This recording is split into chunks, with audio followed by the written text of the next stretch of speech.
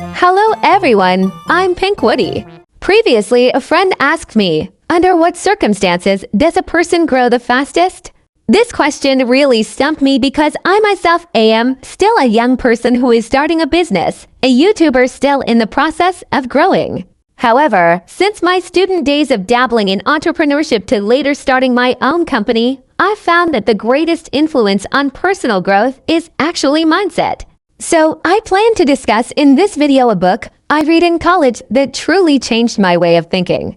This book is probably well known to many, called Mindset, The New Psychology of Success. In this video, we will explore 4 questions. The first is, what are the 2 different mindsets that exist in the world? The second is, how can we cultivate a growth mindset?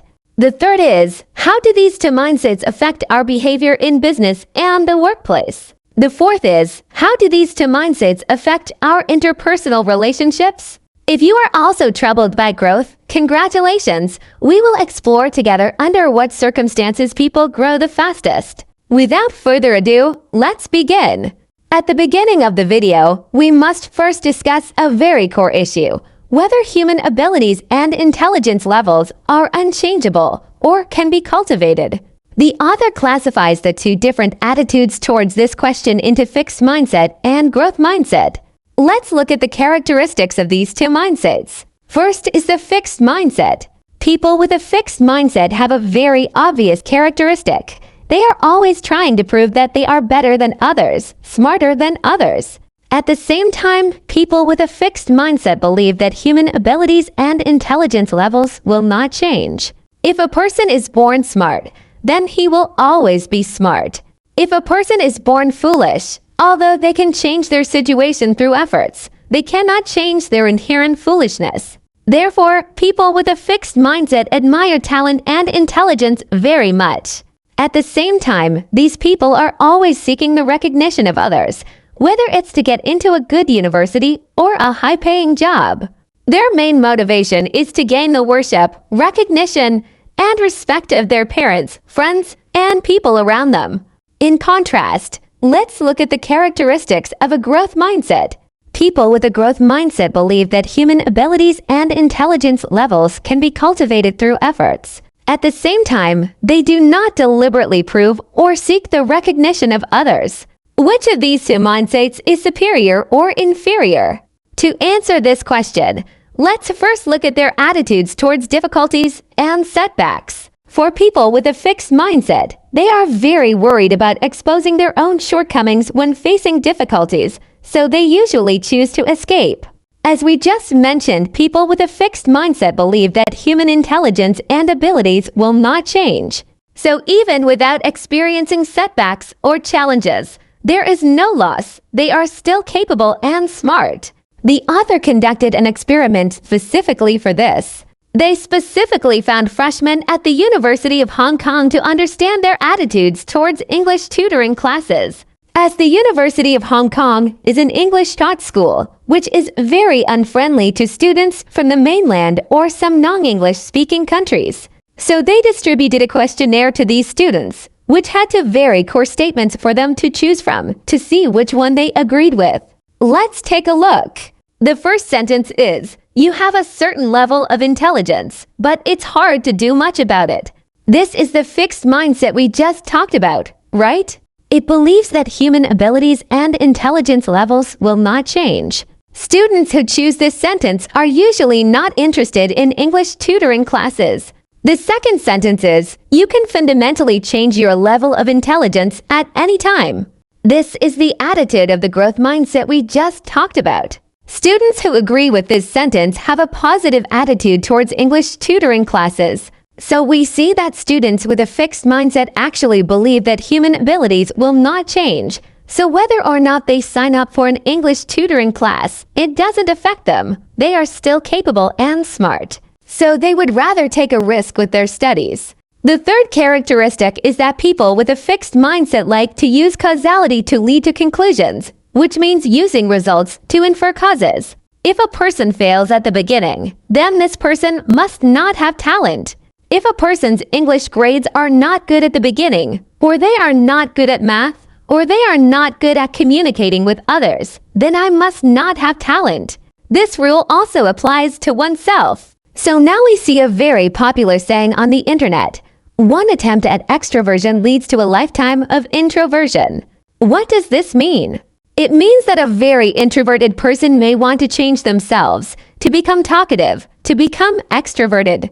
The result of the first attempt is a failure, and then they are unwilling to try again. So these people may be discouraged at the beginning and feel that this may not be suitable for them, and they will never be able to become talkative. So they end up with lifelong introversion. So this is also a manifestation of a fixed mindset. The next characteristic is that people with a fixed mindset care more about whether they succeed in the end than dealing with difficulties. Whether they really solve the problem or not, they don't care much. This way of thinking is very fatal in the workplace and business world. We will talk about it later. People with a growth mindset are the opposite. Compared to those with a fixed mindset who want to avoid difficulties, they are very happy to take on challenges because, as we mentioned earlier, people with a growth mindset believe that human abilities and intelligence levels are not fixed and unchangeable. So only by constantly expanding their boundaries will they become more and more capable. The author conducted an experiment specifically for this, an experiment with 4-year-old children on puzzles. They found a group of 4-year-old children and provided them with 2 types of puzzles. The first type of puzzle was very simple, and every 4-year-old child should be able to complete it.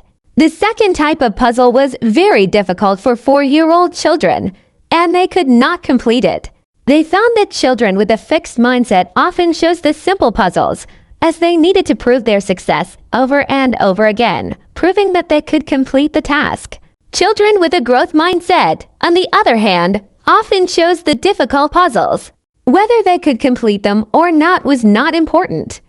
What they chose was to continuously challenge and improve their abilities. Therefore, for people with a growth mindset, they are more concerned about the process of facing difficulties and whether their abilities have been enhanced in the challenge rather than the final result, which is not their focus. So, we have talked about the characteristics of these 2 mindsets. Are there any scientific bases for these 2 mindsets? Oh, there are. The author conducted a brainwave experiment for this. He brought in a group of volunteers and had them take an exam while monitoring their brain activity in real time. The author found that for people with a fixed mindset, their brains were very active when the answers were announced, and their attention was very focused. However, they were not interested in the entire process of the exam and learning, nor why they answered correctly or incorrectly. People with a growth mindset are different. They are very focused on understanding why they answered correctly or incorrectly and how to improve their abilities. So we can see that people with a fixed mindset are not interested in whether they can really improve their abilities and learn knowledge, while people with a growth mindset are more concerned about whether they can really acquire knowledge and improve their abilities. What kind of impact do these 2 mindsets have on our real life? Let's look at the real impact of these 2 mindsets. First, these 2 types of people have different standards for ideal partners. The author conducted a survey on these 2 types of people and found that people with a fixed mindset believe that their ideal partners are those who can admire them and make them feel perfect. People with a growth mindset believe that their ideal partners are those who can help them get rid of their shortcomings and make them better. So we can see that people with a fixed mindset often care more about whether they can be valued and their demands can be met in a relationship. People with a growth mindset care more about whether they become better in a relationship and hope that their partner can promote their growth. So if we look at intimate relationships from the perspective of a fixed mindset, we are very likely to center on our own feelings and suggestions from the other party. We will think that it hurts our feelings. For example, if the other party suggests that we should exercise more, learn more, and lose weight, people with a fixed mindset will think that the other party may not love me anymore. Rather than thinking about whether the other party is right and whether they need to make changes, which can lead to a lot of conflicts. People with a growth mindset are more open to thinking and accepting suggestions from others. Even if it may not be comfortable at first, it can ultimately lead to learning and growth for both parties. Secondly, the attitudes of these two types of people towards talent are also different. The author listed the stories of Paul Cézanne and Michael Jordan here. Paul Cézanne was a famous French painter in the 19th century. His works had a great influence on Matisse and Picasso and innovated the new art of the 20th century. So in our ordinary people's view, he should be a very talented artist. The author once went to see an exhibition of his early paintings and found that some of these works were very amateurish, even very bad, and were very different from his later paintings. You can go and see my video on deliberate practice. So we can see that as long as we are willing to practice deliberately in a field, anyone can reach a professional level. This seems to have talent in the eyes of outsiders, but in fact, it is the result of a person's continuous cultivation in a field. The second is the story of basketball star Michael Jordan. He was eliminated from the school team because of insufficient ability when he was in high school and was rejected by two NBA teams at the beginning of his career. If we go back to that time, people with a fixed mindset might look at the problem from a causal perspective. They were eliminated in high school and wanted to join the NBA. How could that be possible? But Jordan did it. At that time, people with a fixed mindset would continue to use causality and say that the high school team and those two teams really had no vision and did not see that Michael Jordan was a genius. But for people with a growth mindset, they don't think so. They don't think it's because these people didn't see Jordan's talent, but because Jordan was still a growing player at the beginning. He became a basketball star through continuous deliberate practice. So different mindsets interpret the achievements of others differently. People with a fixed mindset like to infer reasons from results. Success is due to talent, and failure is due to stupidity. People with a growth mindset can see that people will change continuously and see the whole process of a person from insufficient ability to breakthrough, growth, and success. The third point is that the attitudes of these two types of people towards effort are also different. A large part of people with a fixed mindset are against effort because since human abilities and intelligence levels will not change, if a smart person does something, it must be effortless. If it requires a lot of effort, it proves that it is not destined for you.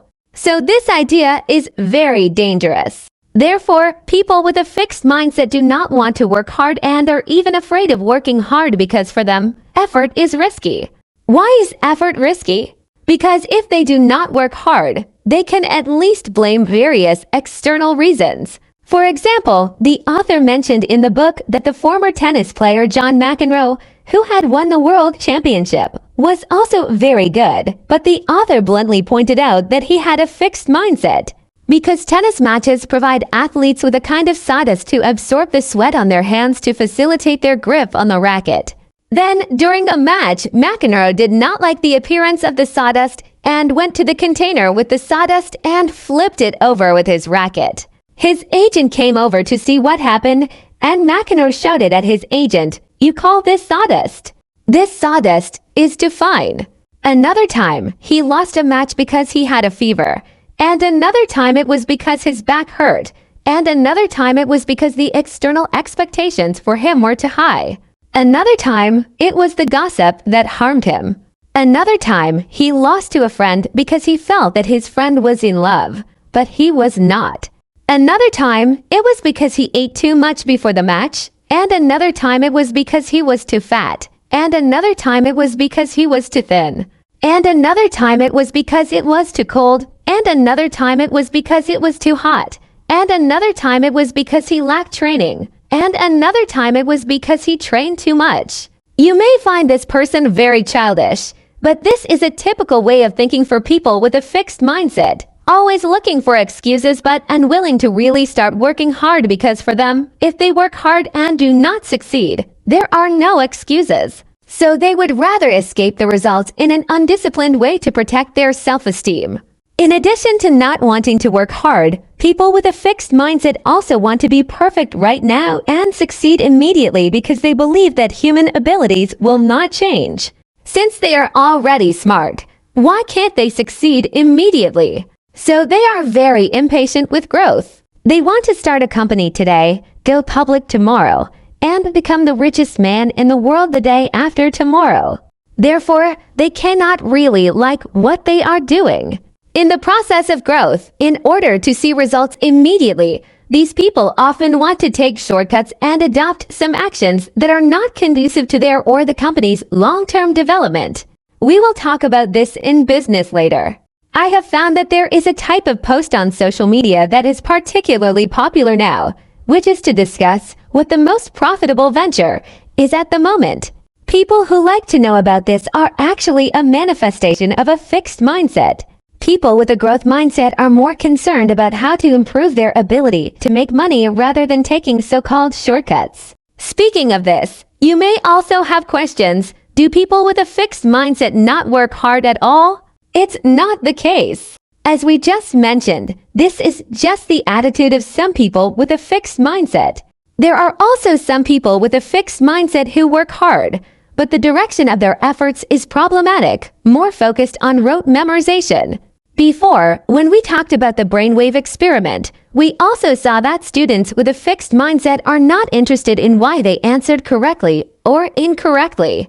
Even if they don't want to, their mentality drives them to do so because they are not concerned about the content of the learning, only wanting to get higher scores and evaluations. In contrast, people with a growth mindset pay more attention to what they have learned and study the connections and internal laws of knowledge, not just learning at the formal level. Learning is a very internal motivation. When external pressure forces us to learn, even if we really want to learn knowledge, we will unconsciously start to memorize and lose the internal motivation to learn, which discourages our motivation to learn. So if we pay too much attention to rankings and exam scores, rather than focusing on stimulating students' curiosity about knowledge, schools can easily become places that cultivate a fixed mindset. Therefore, the learning mentality is very important. Harry has been interested in learning English and has always insisted on reading English original works. The fourth is that people with these two mindsets have different probabilities of suffering from depression. The author found that people with a fixed mindset have a higher probability of suffering from depression. Faced with real-life setbacks, both types of people will feel pain and sadness, but their perspectives on setbacks are very different. For people with a fixed mindset, setbacks are equivalent to failure, which defines them as not smart enough, as failures, as not capable enough. Since they have already been defined, people with a fixed mindset, even though they are very painful inside, are unwilling to make changes because they think change is useless. People with a growth mindset, on the other hand, believe that setbacks are a part of growth, and the current situation does not equal their permanent ability. Even with negative emotions, they still choose to make changes. So having a growth mindset is also very helpful for our mental health. Now everyone should be able to see what kind of impact these two mindsets have on our lives. After understanding the help of a growth mindset in our lives, what should we do and how to take action?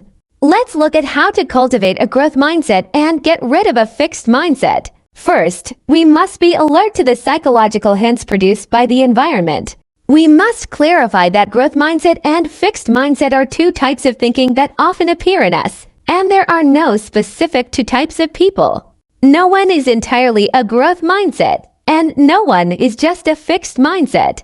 In some specific environments, our way of thinking will be affected. Even people with a growth mindset may fall into a fixed mindset, such as teachers who may make negative evaluations of students, like you are a poor student, or girls can't learn science better than boys. Even some objective environments can have a negative impact on our way of thinking, such as the author's experiment, which found that just placing a female in a male-dominated exam room before a math exam would affect the female score. Of course, some objective environments that we cannot change, but we must learn to be alert to the emergence of these environments. Second, the author conducted a very interesting survey, which found that men and women have different attitudes towards negative evaluations. The author surveyed that boys are scolded 8 times more than girls during their primary school life. So when facing negative evaluations, boys are more calm and not easy to take seriously, while girls are more likely to believe others' evaluations. So when a teacher tells a girl, "You are not good at learning science," they are more likely to believe it. Therefore, we must pay attention to whether negative evaluations have triggered our fixed mindset. The third point is that we should view so-called failures neutrally. Michael Jordan once said, "I have missed 9,000 shots in my career. I have lost approximately 300 games. 26 times, I have been trusted to take the game-winning shot and missed." In a growth mindset person's eyes, there are only setbacks, no failures. But in the eyes of people with a fixed mindset, setbacks are equivalent to failure, which defines their lives and labels them. They think this is something that cannot be changed in a lifetime. When they fail at something, they attribute it to their unsuitability and lack of talent, instead of carefully analyzing their approach and making summaries and changes. At the same time, people with a fixed mindset often cover up their shortcomings because they think this can avoid others from thinking they are failures and even refuse to change and learn. They often think that as long as the manifestation of the problem is eliminated, the problem is fundamentally solved. For example, the great ancient Greek mathematician Pythagoras discovered the Pythagorean theorem, also known as the Pythagorean theorem in China. Pythagoras believed that mathematics should be perfect and only integers and fractions could exist. However, his student Hippasus accidentally discovered the irrational number 2, which made Pythagoras very panicked and felt that his faith had collapsed. But no matter how it was proven, square root 2 really existed. There was no way to solve the problem, so he directly drowned his student.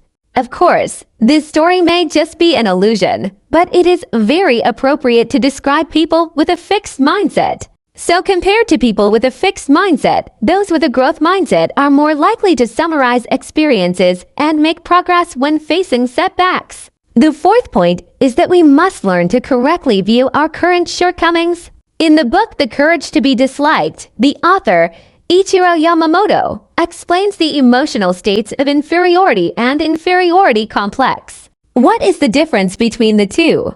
Yamamoto believes that inferiority is the gap between our current state and the ideal situation, which produces a sense of disparity. Inferiority is something everyone has. Even the most powerful and wealthy people in the world may have feelings of inferiority in some aspects. But it is precisely because of inferiority that we are willing to continuously change ourselves and become better and better. Therefore, inferiority is not necessarily a bad thing. However, if inferiority develops excessively into an inferiority complex, there is a problem. An inferiority complex refers to our dissatisfaction with the current situation, but we do not believe we can change, so we produce a negative emotional state. This is related to the fixed mindset we talked about. People with a fixed mindset believe that human abilities and intelligence levels cannot be changed. So when things go wrong, they are prone to self-blame, thinking they are born unable to do anything well and cannot change anything. Of course, this is the problem that people with a fixed mindset who think they are not capable enough are prone to. On the other hand, people with a fixed mindset who think they are talented and different will have the opposite emotion. Because they think they are great, they are prone to attribute their current setbacks to external factors, finding it hard to believe, thinking that they are in this situation because of education, family, marriage, and children, and they think that if they have these external conditions, they will also be excellent. Therefore, they are more likely to find excuses, make up their minds not to change, and escape challenges. It can be imagined that with such a mentality, even with the same external conditions, people with a fixed mindset may still find other reasons and continue not to change. Of course, we are not denying the impact of external conditions on human development, but when we focus on external conditions, we may make excuses for ourselves and escape growth, thus losing the opportunity to become better. The above content is the book's suggestions on how to cultivate a growth mindset in real life. Let's review. First, we must always be alert to the psychological hints produced by the environment. When the people around us start labeling and focusing on who is smarter, we must be aware of this in time to prevent ourselves from falling into this judgmental thinking. At the same time, we must correctly view the setbacks in life. These setbacks are not definitions of our personal abilities and may just be reactions to the current situation, which may not even be an objective reflection. So we don't have to attribute it to our lack of talent. We can spend more time summarizing and deliberately practicing the shortcomings. Finally, we must learn to accept our current shortcomings. Everyone has feelings of inferiority, which drive us to become better. But if we think we cannot change, we will have an inferiority complex. Or we will think we are talented and blame the environment and others, not objectively. The environment has no impact on people. People with a growth mindset are more likely to focus on their sphere of influence and pay attention to things they can change. All the content we just talked about is related to people's inner selves. Can we bring this growth mindset into work and interpersonal relationships?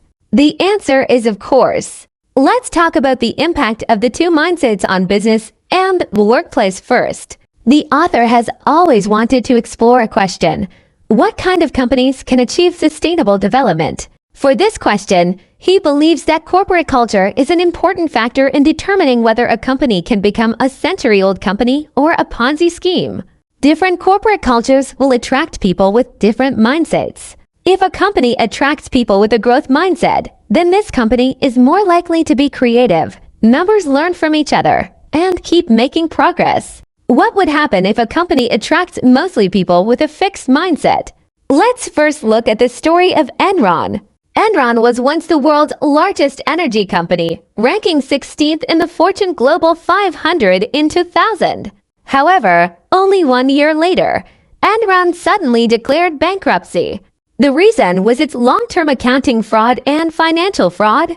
Why would such a large company still engage in such large-scale fraud and then go bankrupt in such a dramatic way? This is actually inseparable from Enron's corporate culture. Enron liked to recruit so-called genius employees, and everyone wanted to perform like a smart person in the company to get promoted and get a raise. So no one was willing to take risks and innovate. And no one was willing to take responsibility for mistakes because whoever made a mistake was the fool and would lose the opportunity to rise. So in order to show their own position and the future of their department, from the management to the grassroots employees, they would cover up problems to show their intelligence. This is why Enron eventually collapsed. An executive of Enron even said, "We think we have now reached an invulnerable stage." So if a company, school, or family overemphasizes and promotes people's intelligence, it is very easy to cultivate a fixed mindset, boasting about how great a person is and how smart they are. This is actually setting up a persona. But when these people's personas are challenged, they may not be willing to face the challenge because facing the challenge means they may make mistakes, and making mistakes means their persona collapses and they fail. So people with a fixed mindset would rather fabricate than face challenges in this way to maintain their false sense of superiority and status, and finally lose the opportunity to progress. At the same time, if your superior is a person with a fixed mindset, it will also affect the cooperation of the entire team. The author mentioned a person named Lee Iacocca in the book. He was the general manager of Ford Motor Company and dreamed of becoming the CEO in the future, becoming Henry Ford too. But Ford eventually drove him out of the company, which made him very angry. So he joined Ford's rival Chrysler as CEO, wanting to save face. Iacocca was quite capable.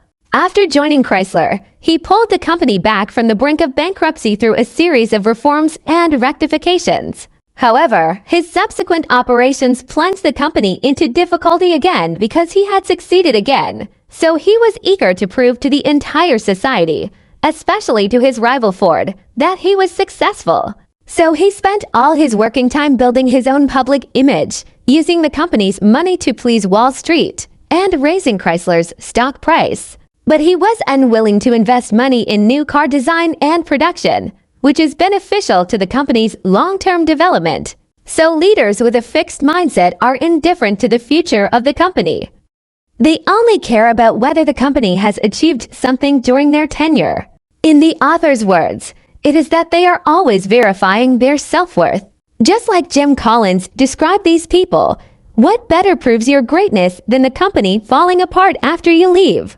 At the same time, these leaders have a very harsh attitude towards excellent employees. A biographer of Iacocca once mentioned that he was afraid that his subordinates would propose new designs and be praised by the world, so he refused to approve the new plans proposed by his subordinates. He was afraid that Chrysler would become the savior of the company in a critical moment, so he tried every means to get rid of them.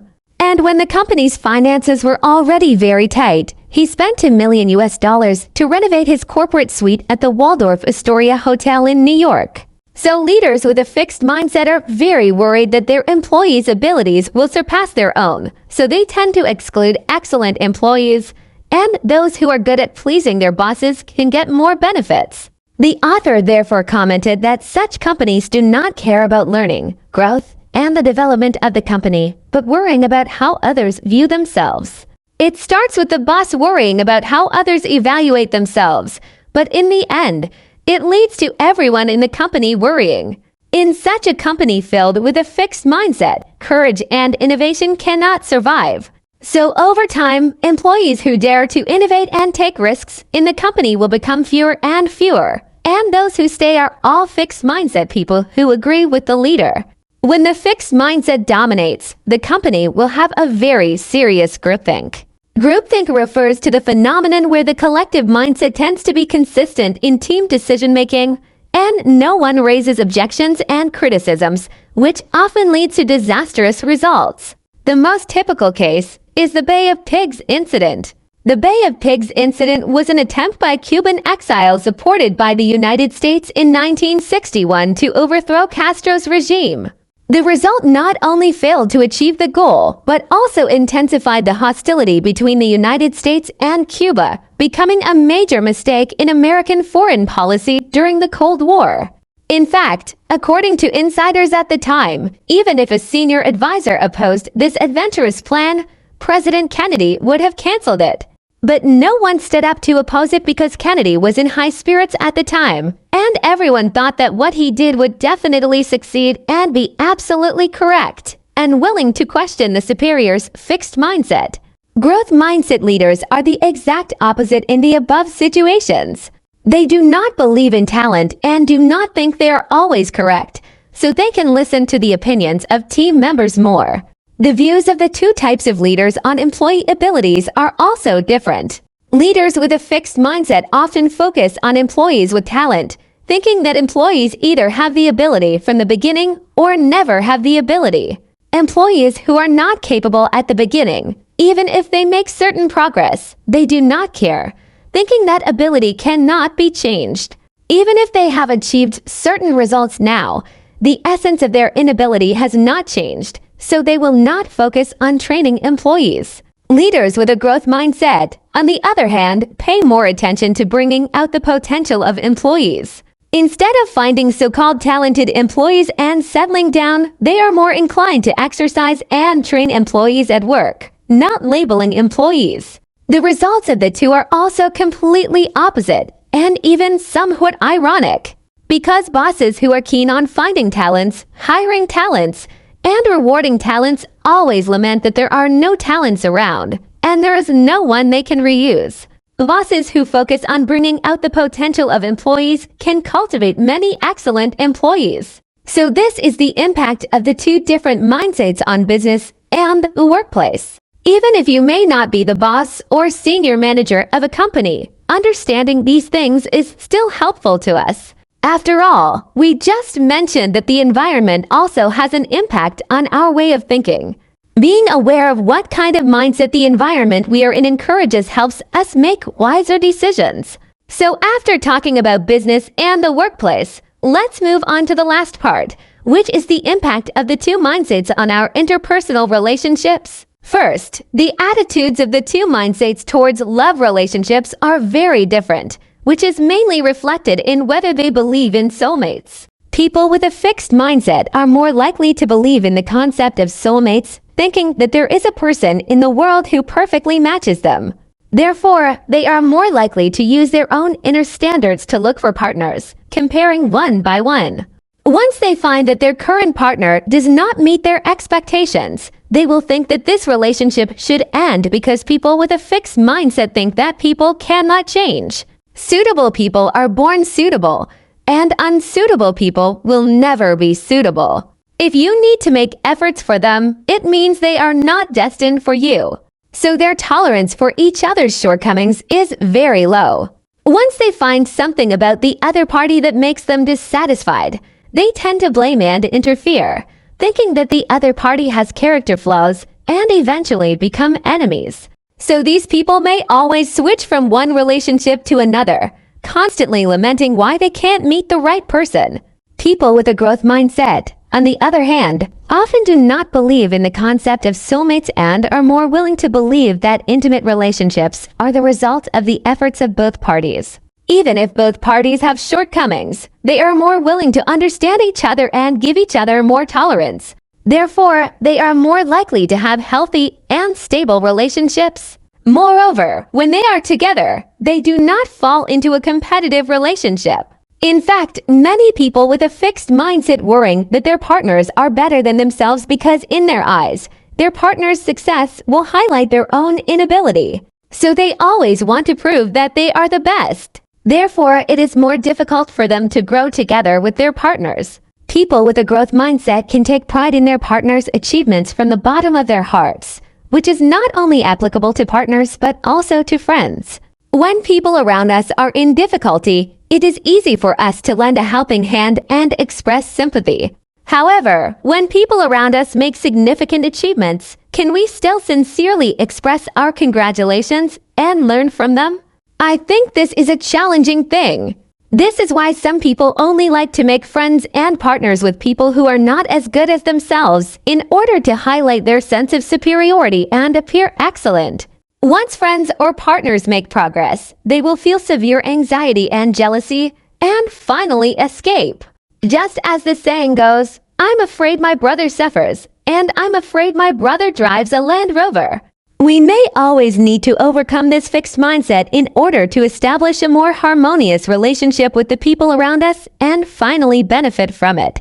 After talking about the attitudes of the two mindsets towards intimate relationships, we need to talk about a very important point, which is how these two mindsets deal with conflicts and contradictions.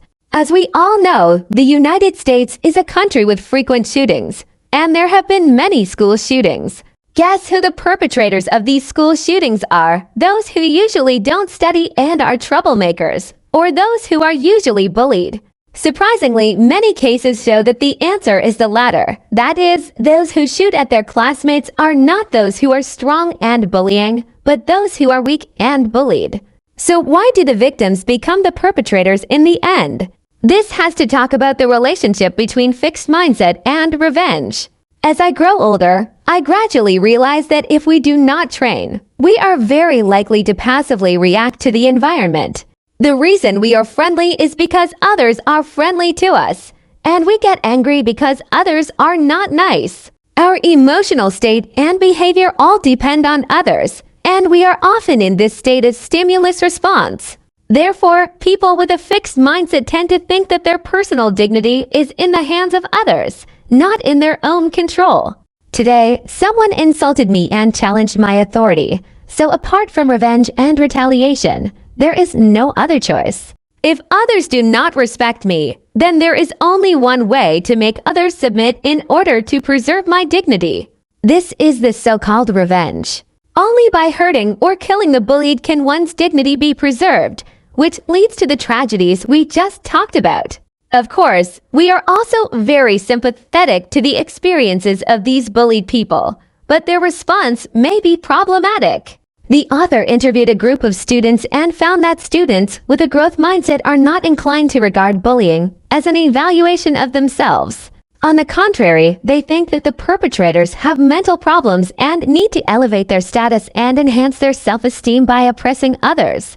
And when asked about solutions, these students do not think about directly running over the perpetrators with a car, but hope to solve the problem in a more peaceful and calm way.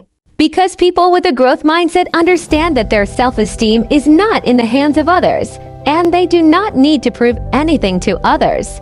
Only those who truly lack self-esteem and confidence, people with a fixed mindset, will constantly confirm and prove to the outside world that they have dignity and strength, and need to preserve their fragile self-esteem and sense of superiority by bullying, provoking, and making things difficult for others. The most tragic thing is that those perpetrators, apart from extreme revenge and thinking that their dignity is damaged, we actually have other solutions. Stephen Covey calls this solution the third option, which we will talk about in the future. So this book helps us understand what is a fixed mindset and what is a growth mindset. In the end, it encourages us to view problems from a developmental perspective, without defining or setting limits for ourselves. What I feel most empowered by is the growth mindset, which does not seek help from the outside world and only cares about whether we can truly achieve progress.